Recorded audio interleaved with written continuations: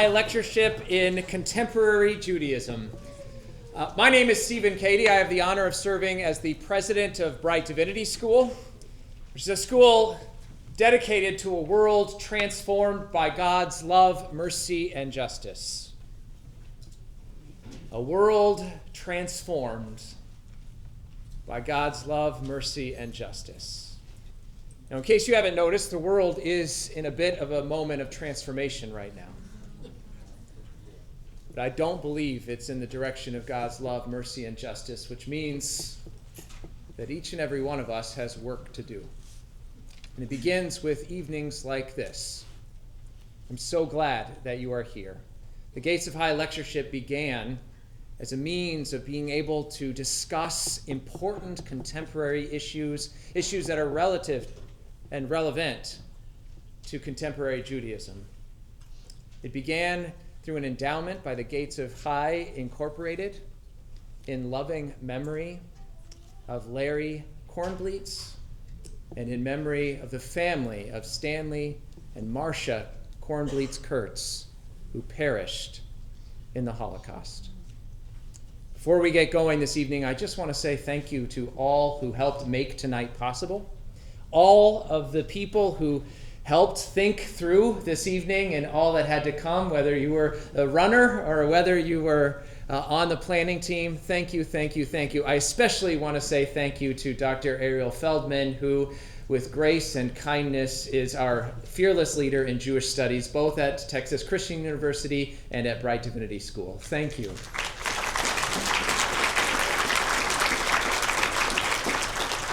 And of course, we couldn't have this evening without Miss Sarah Hurwitz.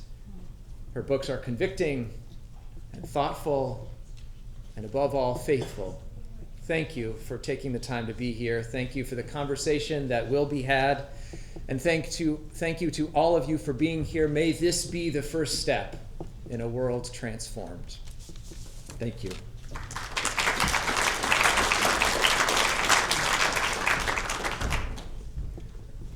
This is really hard to come after him, isn't it? This is a tall bill. Folks, I have the most pleasant job tonight because I get to say personal thanks to people, so please have patience with me just for a few seconds. The Gates of High Annual Lecture, in my mind, is the crown jewel of the Jewish Studies program at Brite Divinity School and at TCU. And it is such a special program because it is you who get to choose the speaker who comes every year to this space. The Jewish community is choosing. We have a committee. You know, there's always a committee, isn't it? And I would like to recognize the committee members and give personal thanks for your work and for your dedication. You've stuck with me and you've helped me through all the decision-making process. So just to name them, if you're here when I call your name, please stand up. We will give you at least a little bit of recognition. Red Goldstein, Ralph Mecklenburger, Amadi Lesnick, I saw those people, Karen Kaplan, Sandra Hollander, Mimi Zimmerman, Robert Simon, Michael Ross, Lima Kraken, and last but not least, Jerry Appel. Thank you very, very much for your help.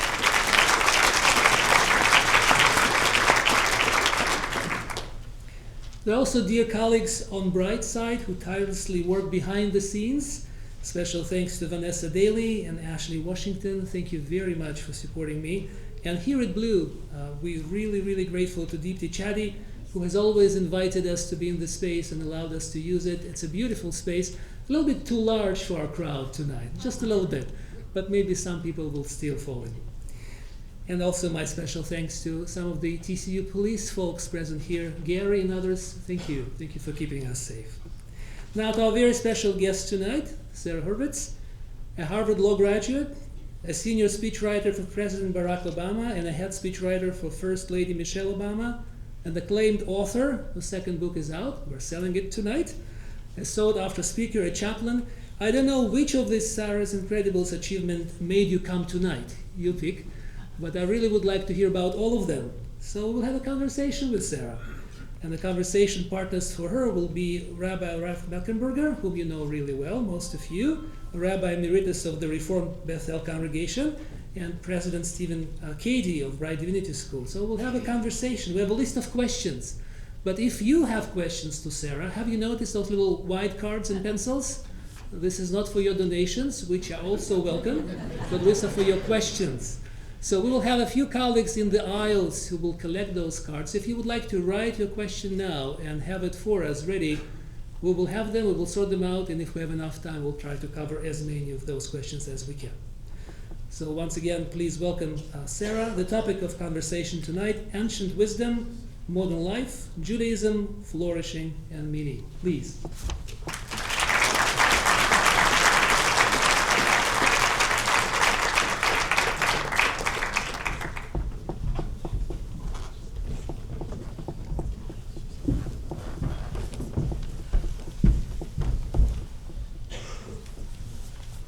So again, I just want to say thank you so much for being here. Thanks for being a part of the evening. You may have some trouble with the mic here. Here, maybe I'll grab this one up here. Okay.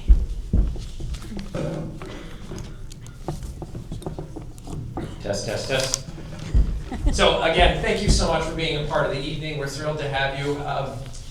We thought we might just start with a question about, okay, you're in the White House, a speechwriter, you're in the White House for 8 years, and then you write a book about Judaism, which is not exactly the usual path for somebody who's leaving politics. So I wonder if you might just give us a little behind-the-scenes glimpse of the White House, war stories, literal or figurative, and maybe what happened. Yeah, it's fair. It's not the normal career move. Thank you so much for having me here tonight. I have to say, when Dr. Feldman emailed me, he said, you know, Dr. Feldman, I teach Jewish studies at Texas Christian University and Brite Divinity School. I was very confused. He asked me to come speak, and I was like, I'm on a book tour for a really Jewish book. I don't think so. But he was so lovely and kind and thoughtful, and I was like, I'm going to come for this guy. He's just, I was really moved and honored, and I'm so grateful to be here tonight. It really is such a warm, really just beautiful community, so thank you. Yeah, you know, I grew up Jewishly, maybe like some of you, where Judaism was, you know, 2 really boring holidays, Rosh Hashanah, Yom Kippur, 1 medium boring holiday, Passover, and 1 fun holiday, Hanukkah. And it was also like a couple of, you know, universal values, whatever, Tikkun Olam. And that was it, and I kind of walked away from it as a kid. Fast forward to age 36, when I broke up with the guy I was dating. I was very lonely and anxious, and I happened to hear about an Intro to Judaism class. And this is when I was in the White House, and I signed up really just like on a whim. Like I really, I wasn't looking for meaning or on some deep spiritual journey. I just wanted to fill Wednesday night. Could have been a ceramics class. I probably would have taken it. But what I found in that class absolutely blew me away. This was 4,000 years of wisdom about what it means to be human, how to be a good person and lead a worthy life and find profound spiritual connection. I just thought, like, where has this been all my life? And that kind of led me on this journey where I took another intro class, I read hundreds of books, and I decided that, you know, much to my colleagues' surprise, I was like, I think I want to write a book about Judaism when I leave the White House. Precisely, no one understood what I was doing, but my colleagues were very supportive. And I'll say, you know, my 8 years in the Obama White House, my colleagues were just so passionate and excited about my Jewish journey. You know, like when I was experimenting with a rigorous Shabbat practice at one point, and I told my colleagues, okay guys, I'm not going to answer my phone for 25 hours from Friday to Saturday night, which in the White House is like saying, guys, I'm not gonna wear clothes in the office. Like it's so socially unacceptable. They could not have been more supportive. Like, we're so proud of you, this is so amazing, like good for you. And it really, I don't know, I think they kind of saw how much I was thriving and how happy I was on this journey. And I'll tell you, it was a really nice sort of contrast to the White House, which, you know, you never have the day you think you're gonna have in the White House. I'll tell one brief war story, which is that when I was back writing for the president in 2009, this was when the economy was crashing, next Great Depression, very stressful time, and I wrote his very first college graduation speech to Arizona State University. And, you know, we met with him several weeks in advance. He was not really focused. I could tell he was busy with other things, but I thought I understood what he wanted, so I wrote the speech, handed it in a week early, heard nothing, thought, I nailed it, he loves it. The morning of the speech, I get a call that wakes me up that says, the president wants to see you in the Oval Office right away. Or he's not calling me in there to be like, nice job, champ, nailed it. Like, that was not what was happening. So I rush in, and, you know, he's just calm as a cucumber, and he says, well, look, didn't get to look at the speech till late last night, and I'm so sorry. It's just not the speech I want to give today. I thought, well, that is bad, because I spent 9 days on this speech, and we now have 9 hours. And he proceeds to dictate an entirely different speech. I'm thinking like, and you can't be like, are you out of your mind? I was like, yes, sir, yes, Mr. President, I got it, don't you worry. It's like, run back to my office, I'm rewriting, my colleagues are trying to help me. I give him another draft, and he's like, okay, you're making some progress, not quite there. Oh, God. So the motorcade leaves for Air Force One with the staff, and I miss it. So the scheduler is actually, they're like, don't worry, we'll get you on the helicopter with the president, which is good.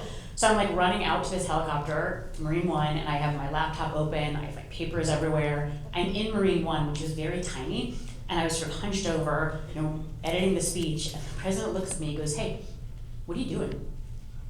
Are you kidding me? What do you think I'm doing? And he said, you know what? Look out, enjoy the view. You don't get to do this every day. We're flying over the Washington Mall, and I thought, like, what a kind thing. He knew I was a mid-level staffer who was never gonna see the inside of the helicopter again, which is true. We get on the plane, we were still rewriting this thing, and I'm just thinking, like, this is a disaster. We were landing in Arizona, I'm trying to print this thing, the computers on Air Force One were slow, it was like, total disaster. We get into the motorcade, we are still rewriting this in the motorcade. I'm getting edits to this speech, and I just thought, like, okay, you know what, it doesn't have to be good, just has to be done, and hopefully I will not be fired. We get there, and Barack Obama just strides up to the podium, and he delivered that speech like he'd been delivering it every day for his entire life. Like, flawless. People are laughing, they're crying, he's just in it. I'm like, what? And we get back into the cars, get back on the plane, and he just saunters down the aisle. He was like, hey, think it went pretty well, huh? I was like, yes, sir, that was great. So, never have the day you think you're gonna have, and exploring my ancient, beautiful, wise tradition was a really nice contrast to that everyday stress. Beautiful, thank you. Is this on? No, all right, let's try this way again. Now it's on. Here we go. Here, I'll We'll give you. just Okay. Here, and we'll just trade. Shannon. Okay, yes, now it's on. Okay. All right, so that's a perfect lead-in to a question on your first book, Yeah. which is called Here All Along, and struck me when I read it as a wonderful introduction to Judaism book if somebody were thinking about converting or somebody had a background that they needed to fill in a lot. So there's some history, some holidays, some spirituality, even a chapter on God. What makes it different from other such surveys is your remarkable openness autobiographically to how it came to be. So perhaps people will see themselves in you a little bit and want to dig in further as adults.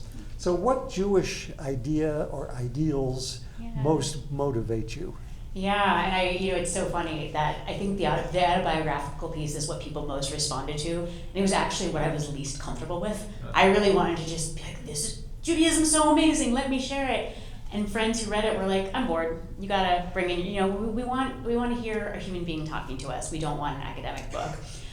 In terms of the ideas that most move me, I really think a lot about the idea of B'Tselem Elohim, the idea that each of us is created in the divine image. And a rabbi named Yitzhak Greenberg writes and speaks beautifully about this idea, where he says that, whether or not you believe in God, don't believe in God, I don't even know what that language means in a Jewish context, frankly. What this means is that every human being is infinitely worthy. You cannot put a price on a human life.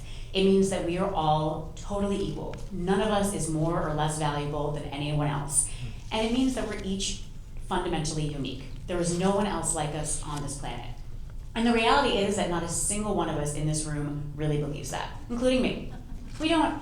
And I know that because I'm pretty confident that all of you, like me, at some point have walked by someone on the street who has said, can you spare $1? And maybe you've said, oh, I'm sorry, not today. Maybe you've ignored them. Maybe you've given them $1. Maybe you've chatted. But I guarantee you that if that person had been a celebrity, someone really, really famous, important, in quotations, someone who you'd seen on TV, your reaction would be different. It just would. You would treat them differently. You would act differently. And that is because we fundamentally do not think that all human beings are infinitely worthy and equal and unique. We value people differently based on their beauty, their wealth, their fame, their money. It's such a radical countercultural idea. And it's one that I think it's tremendously challenging, I think, to actually embrace. I'll say the other thing that I love about Jewish tradition is just how radical and countercultural it is. I think if you read our sacred text, our most core sacred text, the Torah, it's just basically a polemic against the societies of ancient Egypt and ancient Mesopotamia. It is a polemic against the oppressive rulers who made people build monuments in their honor. It is, the whole message, I think, of our Torah is, like Israelites, you need to create a society that is the exact opposite of ancient Egypt. A society where we don't worship pharaohs or emperors or kings, but our orbit of concern is focused on the widow, the orphan, the vulnerable, the poor. And this was a really radical idea, like not super popular. Monotheism, not a big, not a big hit at the time. But it's also amazing that this is, it's a story about a God who chooses a bunch of helpless fugitive slaves as, a chosen people. And by the way, never really says why. It's pretty clear from the Torah that the Israelites, the Jews, are not really special. If anything, they come off much worse than the non-Israelite characters in the Torah.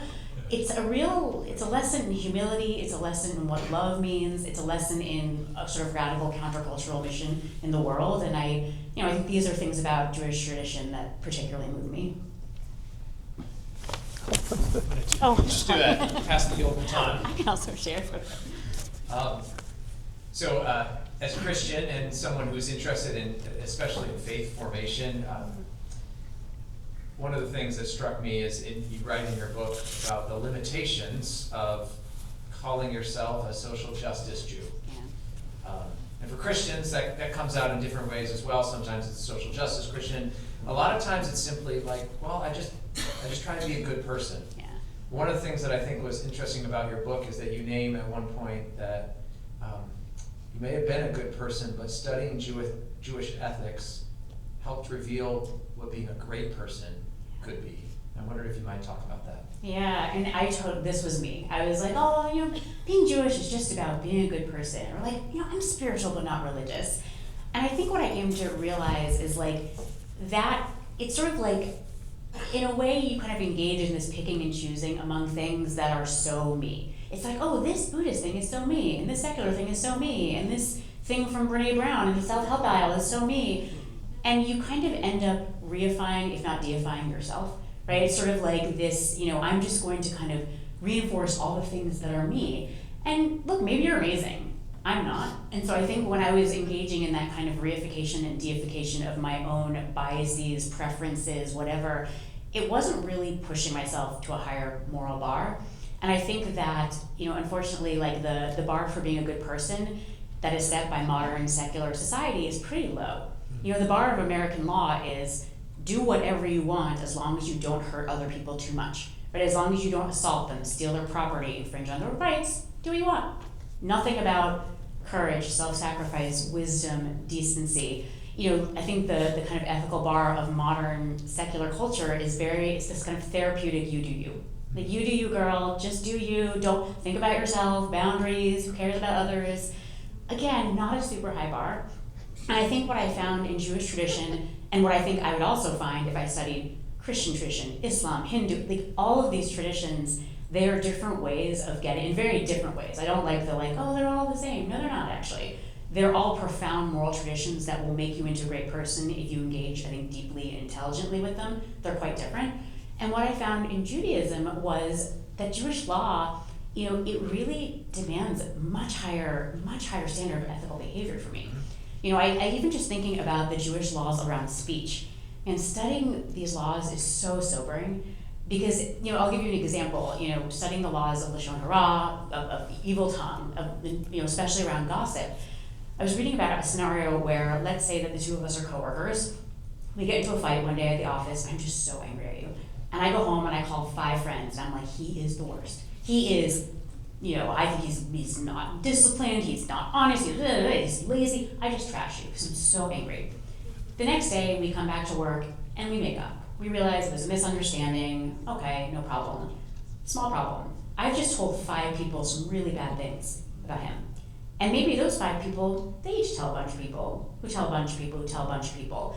And maybe one of the people who heard what I said about him, well, maybe he's applying for a job at their company in a month. And they're like, oh, this guy, I heard some things about him. Let's hold. In one moment of venting, I have really ruined possibly your livelihood. And there's actually an ancient Jewish story about this that talks about a guy who goes around his little village trashing the rabbi, just saying terrible things about the rabbi. And then he feels guilty. So he approaches the rabbi and he admits to what he's done and he says, "I'm so sorry, am I forgiven?" And the rabbi says, "Absolutely, but first you need to take a feather pillow, rip it open, and scatter the feathers to the wind." And the guy's like, "That is weird, but okay." So he goes, he does it, feathers fly everywhere. He goes back to the rabbi and says, "Now am I forgiven?" And the rabbi says to him, "Sure, you just need to gather up all those feathers first." I mean, how devastating is this? If you actually start to think of your words like feathers that scatter to the wind, like actual, the Hebrew word for words, devarim, it's also a word for thing. Like there's an idea that like the word is not just a abstract meaningless thing, it's a thing. It has weight, it has substance. And I think studying that now, do I still speak out of turn way too much? Yes, I do. All the time. I am not perfect, but I'm a little bit better. Like I think I pause a little bit more often. It actually makes me think before I open my mouth. And there are just thousands of examples like that of how Jewish law kind of calls me to be a better person. And I think that's going to be true of any of these great ancient religious traditions. Here, Olga. Okay, thank you. Your chapter in the book on God, and when I mentioned that before, there was kind of a nervous laughter. Oh, there's a chapter on God? Jews don't talk about God, right? God forbid, never. Anyway, it's quite remarkable. It's a survey of different Jewish God concepts, such as the anthropomorphic God that we all know, Father, Creator, King, that's there. But also there is God as everything. God as found in the predicates of God, which is to say justice, mercy, goodness, love, truth, and so on. God as found in relationship, etc. I've long had the impression that lots of contemporary Jews believe in those kinds of abstract ideals, but think they are atheists. They're turned off by prayer books which assume God is literally listening to prayer and planning the next step in their life and in history. So lots join synagogues, but then rarely attend worship. And as you go around talking about Here All Along, this fine book that you wrote, I wondered what sort of reaction you are getting to these non-personal God ideas. I mean, I think you are right on. I think that so many Jews look at our Jewish prayer book and they're like, well, it says God is a man in the sky who controls everything, but what about the Holocaust? God did that, I'm out. It's like, okay, you really think we're that dumb? It's almost a little bit insulting. Like, our prayer book is an incredibly rich, complex, layered text. This is put together over a couple thousand, maybe 1,000 years. It contains materials that are thousands of years older. And these things are meant to be metaphor. They're meant to be poetry. You don't say, if you read a poem that says, "My love is like a red, red rose," you're not like, well, that's ridiculous. Love is a feeling. A rose is a flower. They can't be like each other. It's like, guys, it's a metaphor. It's a metaphor. And so I think, when I've written about all these conceptions of the divine, which are very much in Jewish tradition, people are like, wait, I thought it was just the man in the sky. And it really opens something up for them. I think that they think that the man in the sky is the legitimate Jewish conception, and it's not. It really isn't. If you go back through Jewish history, you study our ancient rabbis whose debates all Jewish law is based on, they, in one breath, they're like, wow, God, totally, radically transcendent, beyond time, space, human imagination. Also my friend who's right here, immanent in the world, who I can chit-chat with. Those two things cannot both be true. But they were like, yeah, no, it's okay. There was a real sense, I think, throughout Jewish history that when we were talking about God, we were talking about something infinite and ineffable, something that we cannot wrap our tiny little human brains around. And even to use language like God is to almost create a kind of idol, right? It's to kind of shrink God down to the limits that our tiny little human brains can understand and verbalize. That is almost a form of idolatry. Maimonides, one of the greatest Jewish thinkers, he said that actually the best way to talk about God was silence. I mean, he really was very adamant that you didn't want to say, God is loving, God is powerful, because now you've shrunk God down to some human notion of love and power. And so I think when I share these ideas, this idea that, everything is God, you all are God, I'm God, the idea that there's any barrier between us, that's an illusion. I mean, if you really internalize that idea, then that man on the street who asks for your help, that is God. It's an interesting way to walk through the world. Or Martin Buber's idea of God as something that arises between two people in deep relationship, each fully seeing the humanity and dignity of the other. In that moment of profound connection, what arises is God. Or Mordecai Kaplan, a modern American rabbi, who said that God is the process by which each of us becomes our highest and truest selves. So the process by which an acorn becomes an oak tree, or a not so great person develops into a great person, that process of growth and actualization, that is God. And I think that when you kind of take God out of that like man-shaped idolatrous box in the sky and have a little bit of humility, I think that really helps. And I appreciate the deep vein of humility in Jewish tradition, where we really don't do dogmas or creeds. I mean, Maimonides certainly gave it a shot with his 13 attributes, but like, I don't even think he believed in that. So like, we just kind of argue about stuff over the centuries and millennia, and all accept that like no one really knows. So I think when I've kind of brought this to Jews, they're like, oh, maybe I do have a sense of the divine. Even the idea of belief, do you believe, do you not? I don't even know what that language means. That doesn't make any sense. It's more like, do you have a felt sense of something transcended? Do you have a felt sense of this in certain moments, times, places? Could that possibly be God? I think that's a different and better question that kind of opens things up for people. Beautiful. So you address this a little bit in your opening kind of remarks about your time in the White House and trying to practice Shabbat and just how countercultural that was. And so, and you address throughout your book, the first book, the idea of not wanting to just be a cultural Jew and trying to embrace something of this ancient wisdom and ancient practice, and yet you're living in this modern world. And so I wonder if you want to just talk for a moment about that tension. What is that like to try and hold on to this ancient wisdom and yet be faced with the complexities of the modern world? I mean, it's such a beautiful question, and I think that the problem with, unfortunately, the Judaism that so many American Jews have grown up with is that it's really a result of a lot of assimilation, where Jews in Western Europe and then in America were really trying to fit in and kind of trying to almost fit Judaism into a Protestant-shaped box. And so we kind of got rid of a lot of our texts and traditions that didn't fit that box. So it was like, they have a church, we have a Jew church. They have the Old Testament, so do we. We wrote it. Like, they have this, they've got Christmas and Easter, we have, Hanukkah and Passover, okay, we're good. The problem with it is, like, that tradition heartbreakingly gets rid of our 2,500 years of post-biblical texts. This is millions and millions of pages of rabbis, scholars thinking, debating about the most important questions of human existence. And I think if you don't know that, you might go read the Torah and be like, well, this is crazy. Like, hard pass on this. Oh, Adam lived to be 900 years. There's slavery. Like, no.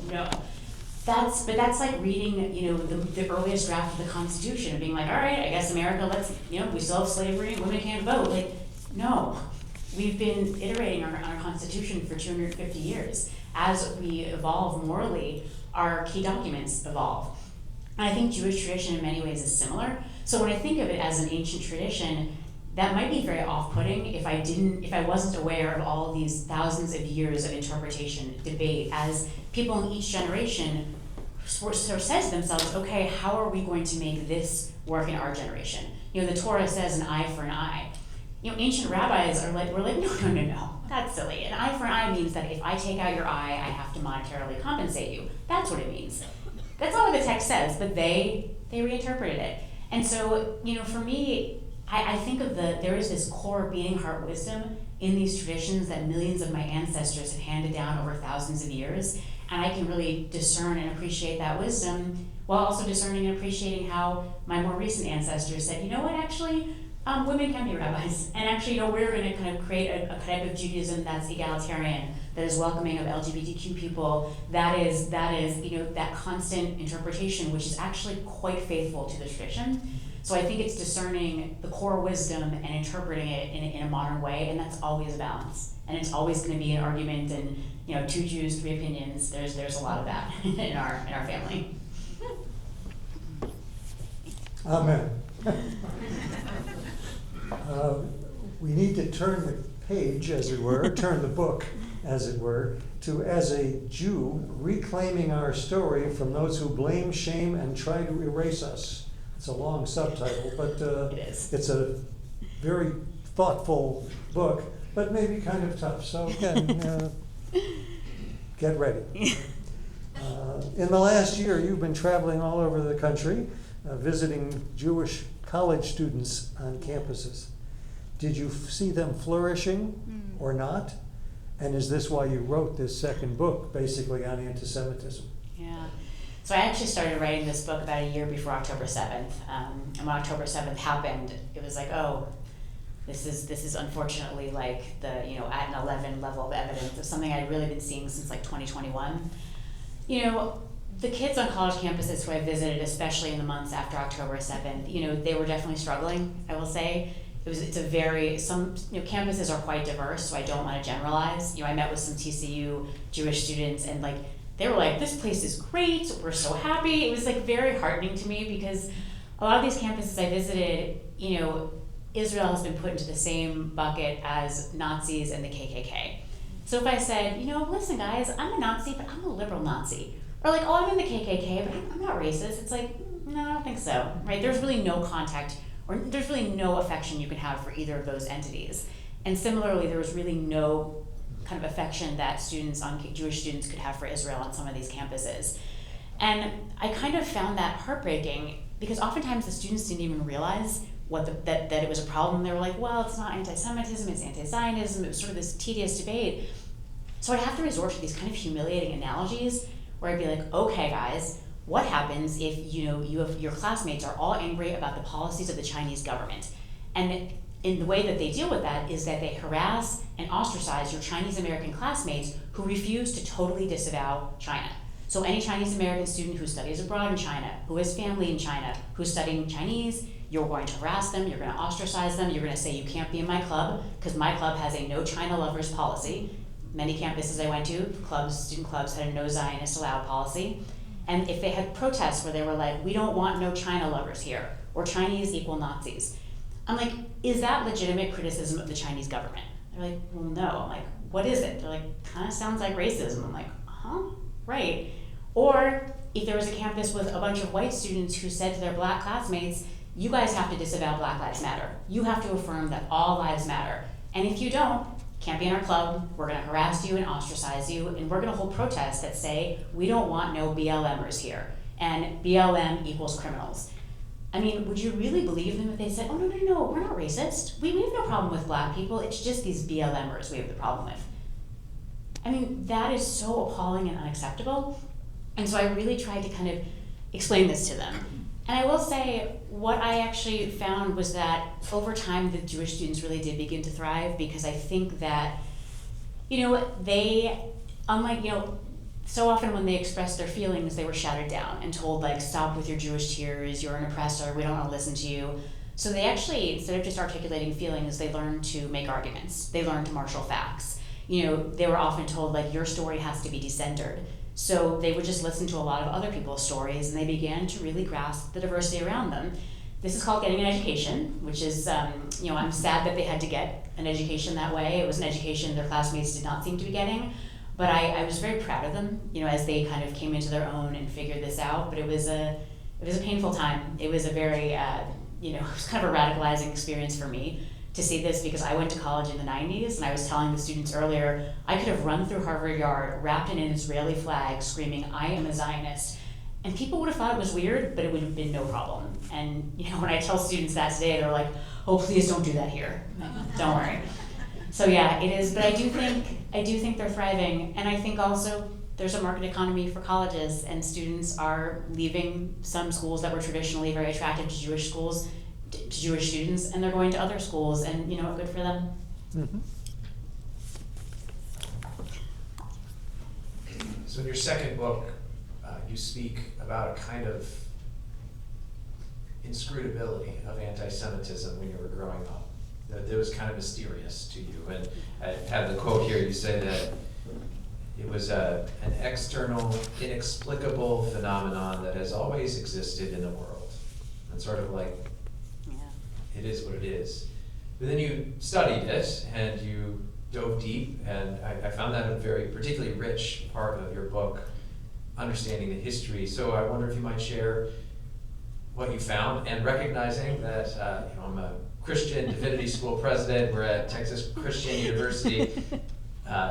You don't have to pull your punches, just be honest, but you want to share kind of what you discovered. Yeah, it's funny, my anti-Semitism education growing up was Holocaust education, and what I learned in 8th grade was that the Germans lost World War I, and then they blamed the Jews and they killed them, and then there was they blamed the Jews, and then there was depression, and they blamed the Jews, and then they killed them. And the question was, well, why did they do that? And the answer was because of prejudice and scapegoating. I don't know, I was 13, I was like, okay, I got it. But if I'd been smart enough to ask, okay, but why the Jews in particular? Why not some other group? The answer still would have been because of prejudice and scapegoating. That's what we're learning about here in 8th grade. And if that's your answer, you kind of walk away thinking like, anti-Semitism, it is this mysterious kind of eternal force in the universe. I guess people always need an other. It's mysterious. Or even worse, you think like, we must have done something to deserve this, right? Like so many people can't hate us just for no reason. We must have done something. But unfortunately, the answer to why the Holocaust and why the Jews, it's actually because of 2,000 years of Christian anti-Judaism, which led to the thinking that led to the Holocaust. And that is not my brilliant idea. That is actually the work of generations of really renowned Christian scholars who I cite in my book. You can't really teach that in an American public school. Like that will not go well for you.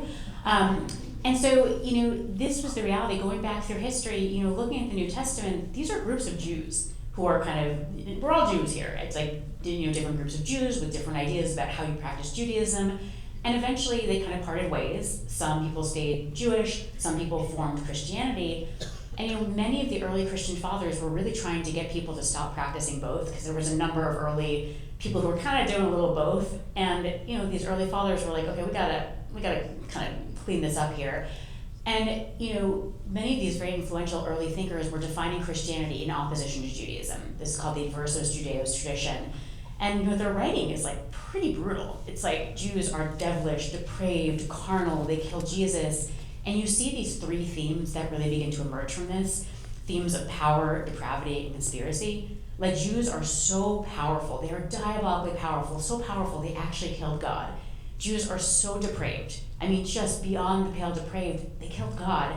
And there might not be many of them, but they get together in a conspiracy to do these diabolically depraved things, and they become very powerful when they act together. And I think looking at how these ideas kind of wound their way through Western thought, and then unfortunately made their way into the Muslim world as well. And they kind of there met already some pretty negative ideas about Jews as kind of second-class citizens, but protected, like Christians. Jews and Christians were considered dhimmis, like a protected status that were better than pagans, but definitely worse than Muslims. And so it was kind of a Jim Crow situation, where they were thought of as really pathetic, inferior, kind of weak and unimportant. But in the last few centuries, as these Christian ideas of Jewish power, depravity, and conspiracy met this old Islamic ideas about Jews, you start to see these ideas kind of work their way into the Muslim world. Ideas like the blood libel, things that had traditionally been in Europe, made their way to Arab lands, to Muslim lands. And you start to see, especially as Israel is established and becomes more powerful, and Israel is actually winning wars against Arab armies, there has to be an explanation as to why. And the explanation is these diabolically powerful, depraved Jews are in a conspiracy.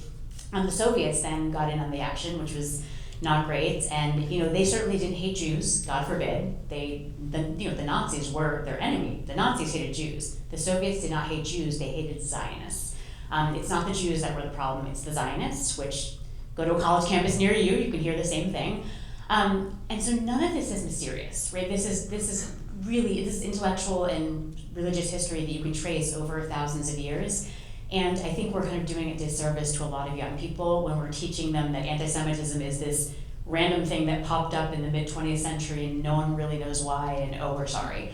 So I think once I took that deep dive into history, I realized okay, this has a history. And I will say, in recent decades, the church has done tremendous, all the major Christian denominations, especially the Catholic Church, have done tremendous work to renounce all of this old, renounce the idea that Jews killed Jesus, renounce the idea that the Jewish covenant with God was superseded. Really important work. And I think, but it's recent work, and it's still kind of working its way through a lot of populations of billions of people. So it's kind of a new process, but I really appreciate the work that's been done, and I see it especially in divinity schools where there's a real effort to say, like, wait, let's be very clear about the history. There's not a lot of whitewashing of that history, which I think is really important. Good. Even more recently, everybody here is going to remember when Charlie Kirk was assassinated. The Fort Worth Star-Telegram reported the following as the reaction of Tim O'Hare, the Tarrant County judge, which in our context, judge doesn't mean a trial presider, but the top executive of the county. He writes, right? As most people know, Charlie Kirk, a 31-year-old married father of 2 young children, was killed today at an event in Utah. His crime? He loved America and spoke to millions of his beliefs. This is a terribly troubling time for America, but a young woman and her children, they will live without their husband, father for the rest of their lives. Evil is real and must be dealt with swiftly and severely. Jesus is and will always be the only answer. What do you think we ought to say to that? I mean, look, it's a free country. People are certainly free to proclaim their faith publicly, but I don't love that kind of universalism. That idea that there is one answer, and if you do not share in that answer, you are to be converted, saved, killed, ostracized. Like, that's a very, very dangerous approach. And I think it's something that I kind of appreciate about Jewish tradition is that we have both universal and particularist elements. Like our Torah very clearly says everyone is created in the image of God. Everyone. Not just Jews, every human being. And the earliest characters in the Torah, they're not Jews. Adam, Eve, Cain, Abel, Noah, these are not Jews. These are stories about all humankind. God has this relationship, this belovedness with all humankind. And then the Jewish story, which starts with Abraham, is like, okay, and God has this particular relationship with this particular group of people, and also has relationships with other groups of people, and that's fine. We can kind of have this sense that, like, all people are beloved to God, and we will relate to God differently. And this is why, like, Jews don't proselytize. It's like, you do you, please don't hurt us, is kind of probably our motto. And so when I hear someone declare this very fierce kind of, universalism, I think it's troubling, and I think it's also very unfair to the millions and millions of Christians who don't share that universalism at all, who are like, no, actually, I'm going to do me, you're going to do you, and my religion calls me to love and honor and respect you. And I feel heartbroken for, like, the many Christians I know who are like, that is not me. And this person is purporting to speak for me, and that is not me. And I feel the same way about extremist Jews who purport to speak for me. It's very frustrating when the lunatics are kind of the loudest voices in the conversation, and so often the more thoughtful, compassionate, inclusive, intelligent voices get no airtime because they're not screaming, because they're not hateful. The algorithm does not amplify them on social media, and that breaks my heart because I think those are the voices we need to hear. Like, those are the voices, I'm guessing, if I walked around here, if I walked around the divinity school, the college, like, those are the voices I'm guessing I would hear. And I wish there were a way to amplify those voices and not the loud, ugly ones. Yeah, the squeaky wheel gets the grease, and we're not particularly squeaky. Yeah. And you're busy doing the actual work of faith. Like, you're busy actually helping people and embrace, like you're just too busy to do that, to scream on social media. And that's also kind of like, oh, yeah, the people doing the work are not the ones screaming. Yeah. So thinking about the work of anti-Semitism. The work. Plenty of people do that work. The work of anti-Semitism. Don't worry, it's covered. Anti-Semitism is not for Jews to solve, right? So as you think about all of us, what can all of us do?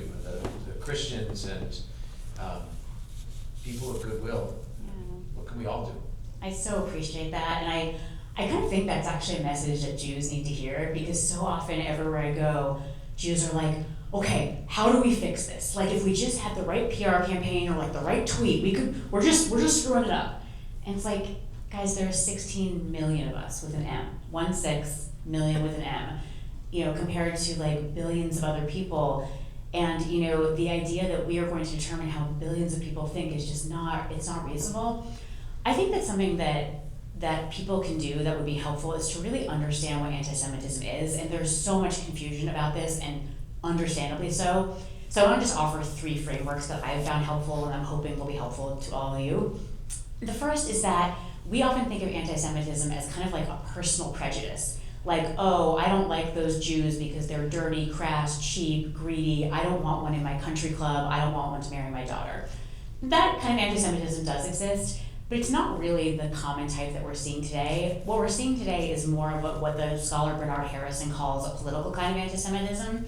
And this is anti-Semitism as a conspiracy theory. It's the idea that like we, the majority, are engaged in this grand moral project, and the only thing stopping us is the Jews. The Jews are really the one thing that's standing in the way of the redemption of the world.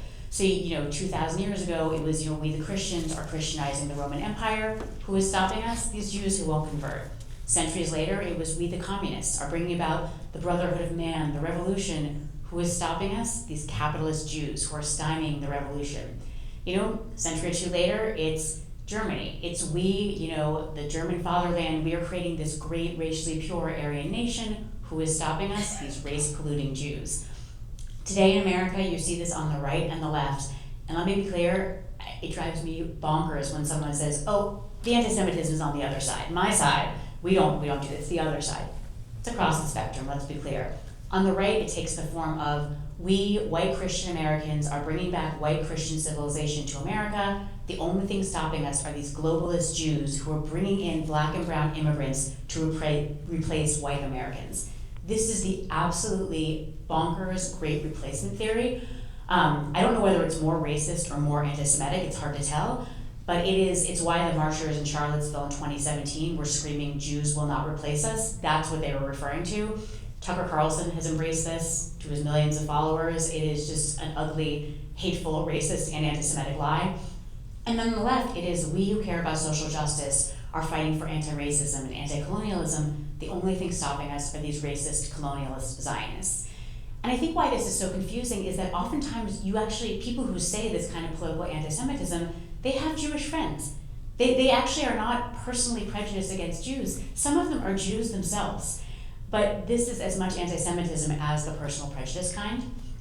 The second framework I'll offer you is one that my dear friend Dara Horn writes beautifully about in her book, People Love Dead Jews. She writes about, I know, quite a title, she writes about one kind of anti-Semitism, which is eliminationist, which is the Jews are bad, there's nothing they can do to be good or saved, we are going to kill them. That's pogroms, that's the Holocaust. But there's another kind of anti-Semitism that is conversionist, that says, yeah, the Jews, we agree, they're bad, but actually there is something they can do to be saved. They can convert. They can reject whatever it is about Jewish civilization that we, the majority, find disgusting. So centuries ago, it was convert to Christianity, reject your Jewish religion, and maybe you'll be saved, maybe. In my parents' and grandparents' generation, it was reject your, quote, Jewiness, change your name, get a nose job, be a little more waspy, don't talk with your hands like I'm doing. Then you can join my country club and marry my daughter.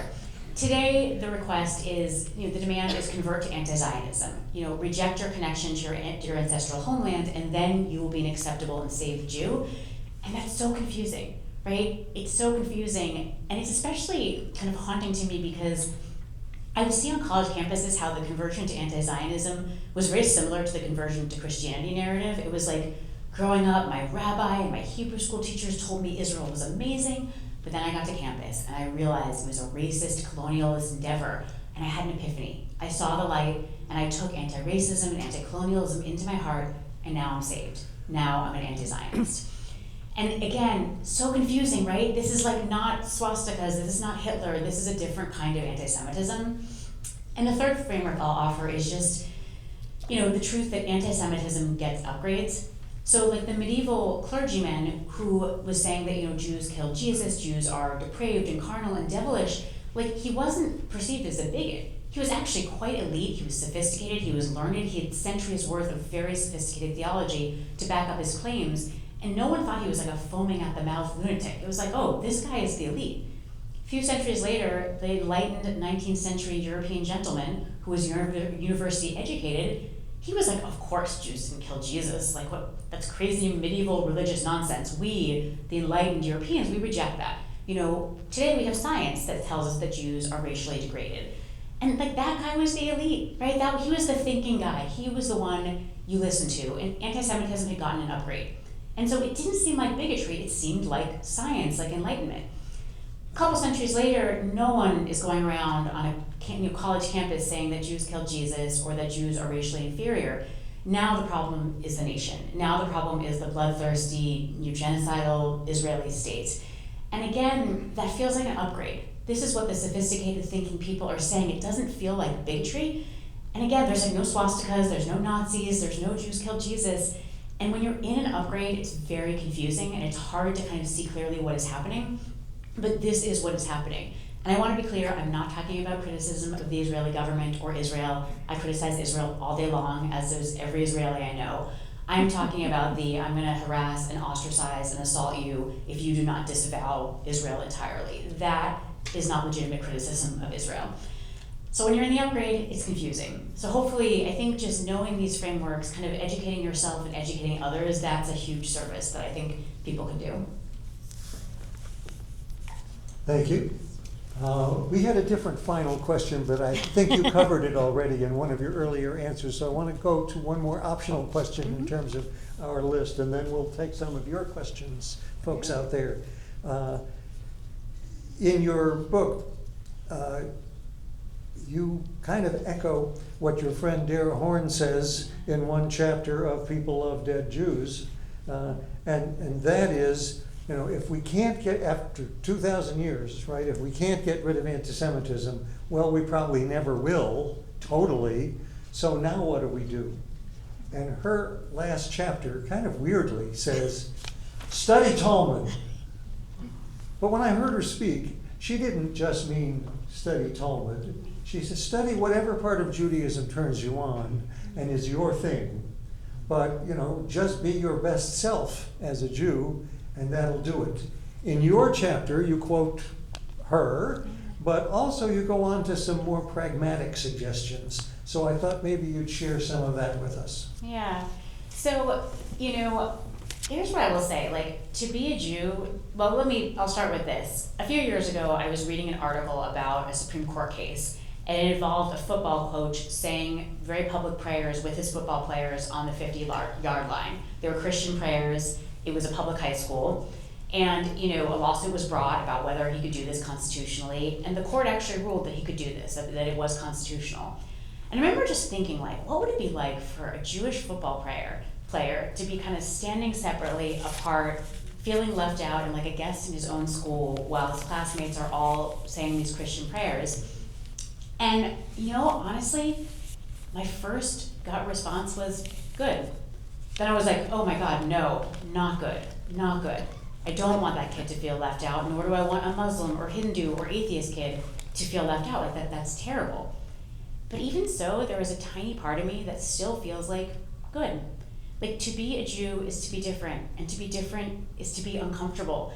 And comfort is not the Jewish mission in the world. And I think we in America have focused so much, American Jews have focused so much on being comfortable, on fitting in, on being okay. And I think that as we've tried so hard to be like everyone else, we've kind of left behind a lot of our Jewishness. And, you know, in the 80s and 90s, my Jewish identity of like, ha ha, I'm anxious and my mom is overbearing, ha ha, I like Seinfeld and bagels, get it? I'm just like you. You know, you could get away with that kind of identity, which was basically a massive gaping void with a few ethnic jokes rattling around in it. You could get away with that identity because, like, there just wasn't that much anti-Semitism, at least where I grew up. I know different Jews had very different experiences, so I honor that. But where I grew up, you could kind of get away with that because, like, what was around me was generally no one really cared. But today, if you have that big empty void as your identity, oftentimes what's around you is a lot of anti-Semitism, and that void will get filled by what's around you. And, you know, we keep talking about, like, okay, we gotta fight anti-Semitism, that's the solution. But if someone says to you, Judaism is a violent, vengeful tradition with an angry, wrathful God, and you know nothing about Jewish tradition, what are you gonna say? I love my Bubby's Kugel? Or if someone says, like, you know, Israel's a racist, colonialist state, and you don't know anything about Jewish history or Israel, you're gonna tell them about Seinfeld?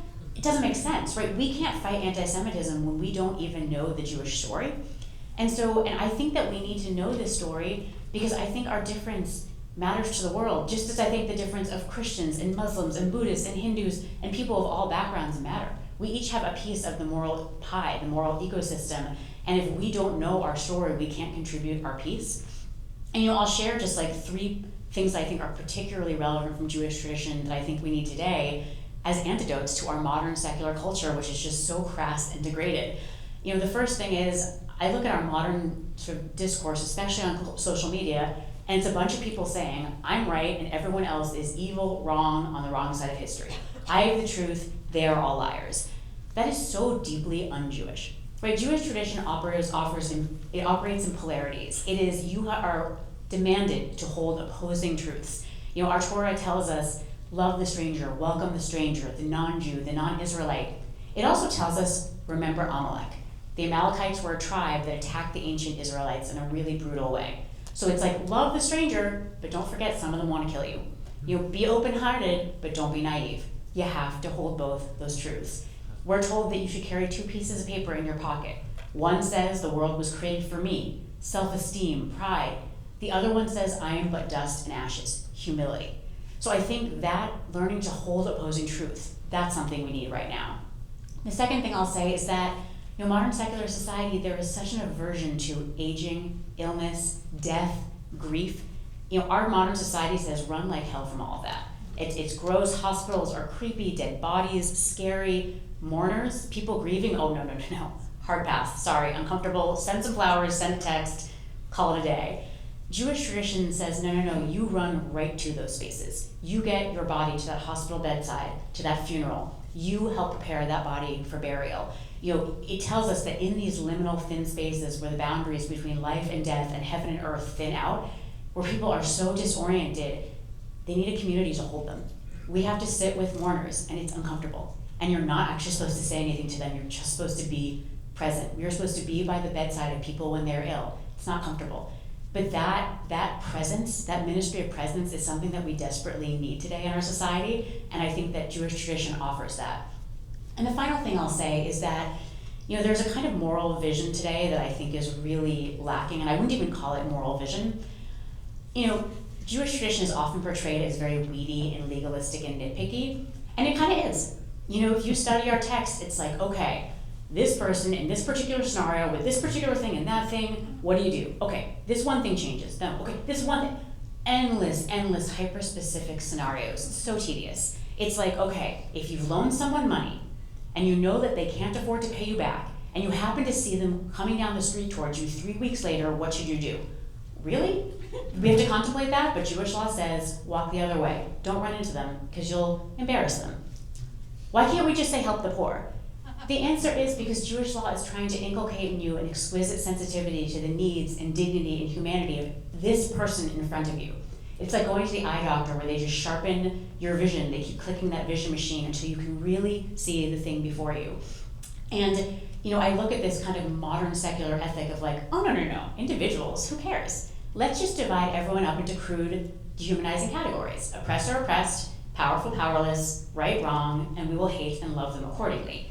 Which is the equivalent of clicking that vision machine backwards so that your moral vision is so blurred you can't see anyone clearly.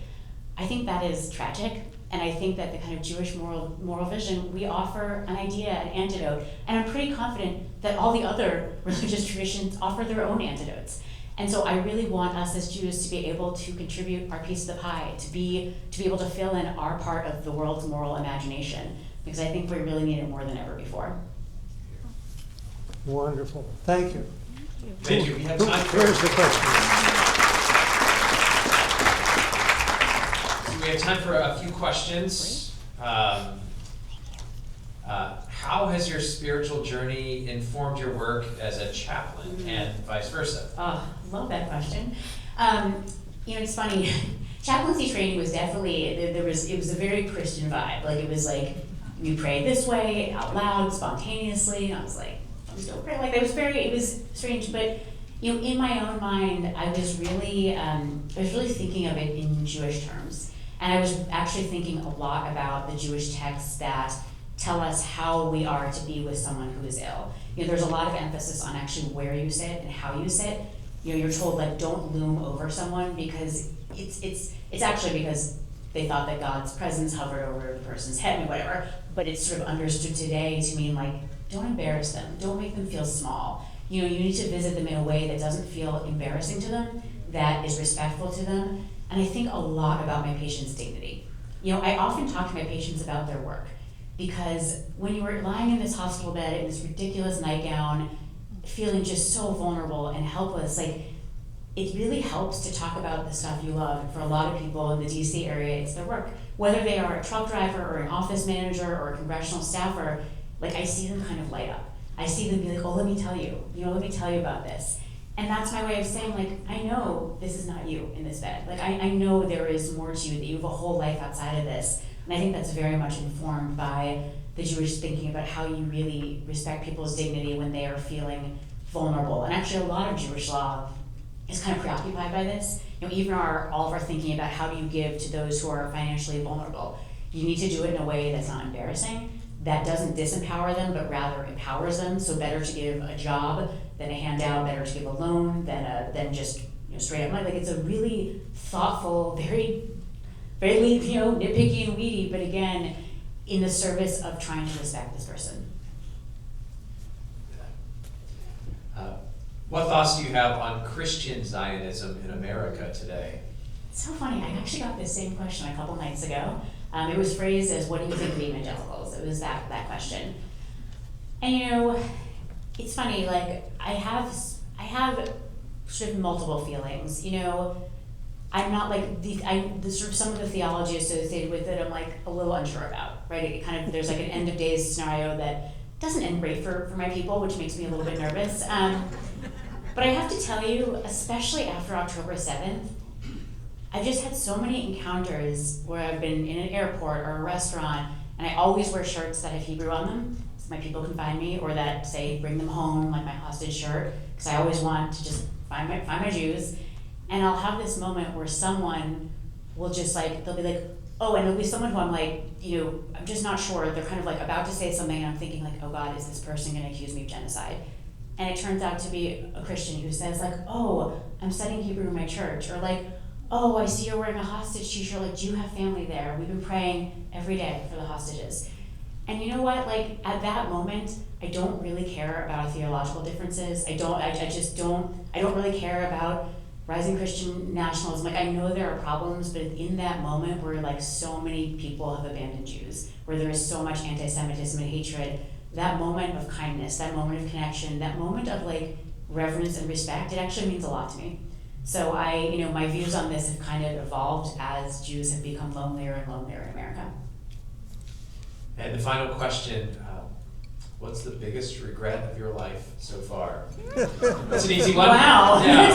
We just went really deep there, my goodness. What a great question. The biggest regret of my life so far. Man, someone the other night asked me about like the greatest adversity I've faced, and I was like, yikes. I'm a very grateful person. Like I have to say, I've been very, very lucky in my life. I think probably one of my, I hate to regret anything because I'm so grateful for where I am right now, and I'm so happy, and just like I cannot imagine. I feel like I've won every lottery to have the life that I have and to get to do the work I get to do.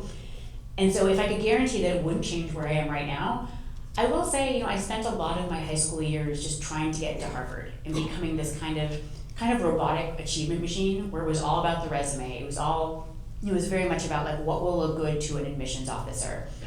And that's not a great way to go through life because it really, you're kind of looking at yourself from the outside rather than discerning yourself from the inside.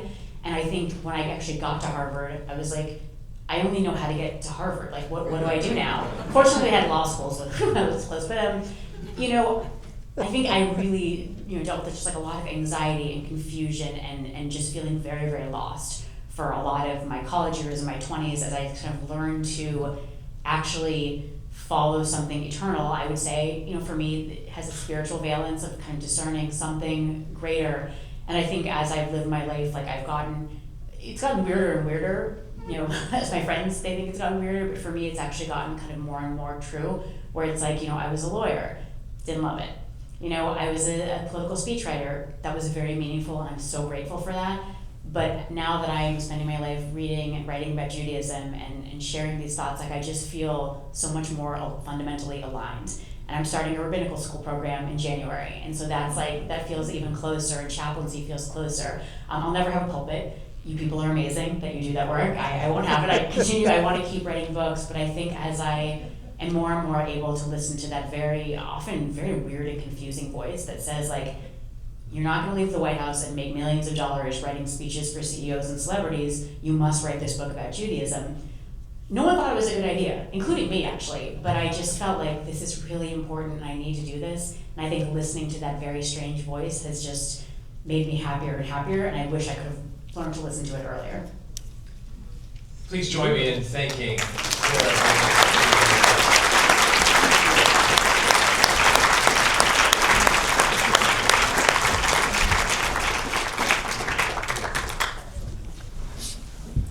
Sarah, Ralph, Stephen, thank you very much for doing this work. Folks, I have a bunch of your questions. Some of them are really important and serious. Please forgive us for having no time to answer all of them. But we have a reception. There is some food outside. Food is really important for this community. So please stay. Ask the hard questions you have to Sarah. Ask the nice questions you didn't have time to ask. Please, we invite you to do so. So once you are staying for the reception, consider buying one of Sarah's books. We have a couple of them on sale. Please take a notice of them and stay in touch. We'll have more programs like this coming up. Please keep an eye on what we do. And thank you very much, all of you, for being here tonight. Thank you.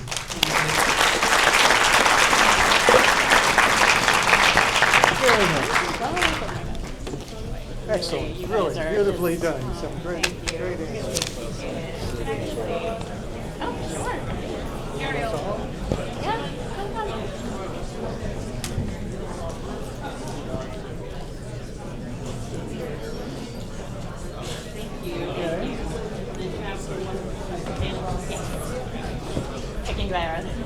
Oh, you? Oh, I didn't.